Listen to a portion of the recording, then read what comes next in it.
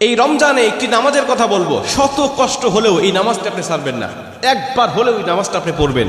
নবীজি এই নামাজের এত গুরুত্ব দিতেন, নবীজি বলেছেন জীবনে একবার হলেও তুমি নামাজটা পড়বে। এই হাদিসটি ইবনে মাজাহ শরীফের, তিরমিজি শরীফের এবং আবু দাউদ শরীফের 1297 নম্বর হাদিসের মধ্যে এই হাদিসটা বর্ণনা হয়েছে এই নামাজের কথা। নবীজি তার চাচা আব্বাস রাদিয়াল্লাহু তাআলা আনহুকে ডাক দিয়ে বলছেন, চাচা আমি আপনাকে এমন একটি নামাজের কথা বলছি, এই নামাজটা আপনি প্রতিদিন একবার হলেও আপনি আদায় করবেন। চাচা যদি প্রতিদিন সম্ভব না হয়, অন্তত সপ্তাহে একবার হলেও আপনি নামাজটা পড়বেন। যদি সপ্তাহে সম্ভব না হয়, তাহলে আপনি মাসে অন্তত একবার এই নামাজটা আদায় করবেন।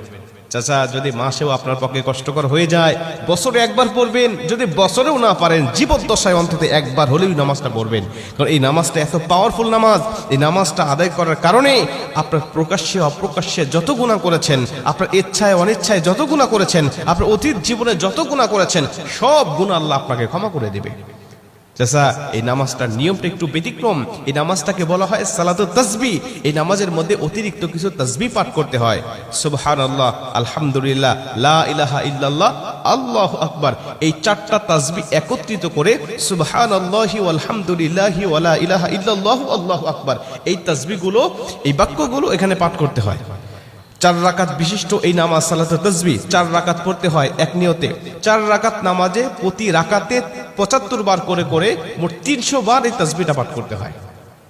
সুবহানাল্লাহি ওয়াল হামদুলিল্লাহি ওয়া লা ইলাহা ইল্লাল্লাহু আল্লাহু আকবার, এই তাসবিহটা, এই দোয়াটা 75 বার করে করে প্রতি 4 রাকাতে মোট 300 বার করে আপনি পাঠ করবেন। কি নিয়মে পাঠ করবেন আমি আপনাকে নিয়মটা শেখাচ্ছি। আবু দাউদ শরীফের 1297 নম্বর হাদিসের মধ্যে যে নিয়মটা এসেছে, আমি এই নিয়মটা আপনাকে শেখাচ্ছি। আমাদের সমাজে আর বেশ কিছু মানুষ বেশ কিছু নিয়ম বলে, কিন্তু আমি আপনাকে হাদিস থেকে সরাসরি নিয়মটা জানাচ্ছি। এটা আপনি রেকর্ড করে নেন, খাতা কলম থাকলে লিখে নেন। প্রয়োজনে এটা যেহেতু সোশ্যাল মিডিয়াতে যাবে, ফেসবুক ইউটিউবে যাবে, এটা আপনি সেভ করে নিজ আইডিতে শেয়ার করে রেখে দিবেন, যাতে আপনিও শিখতে পারেন, অন্য মানুষকে শেখাতে পারেন। আপনার শেখানোর কারণে কেউ যদি নামাজটা আদায় করতে পারে, ও যে সওয়াবটা অর্জন করবে, সওয়াবের একটা অংশ আল্লাহ আপনার আমলনামায়ও দান করবে। এজন্য এগুলো মানুষের কাছে ছড়িয়ে দিবেন যত সম্ভব হয়।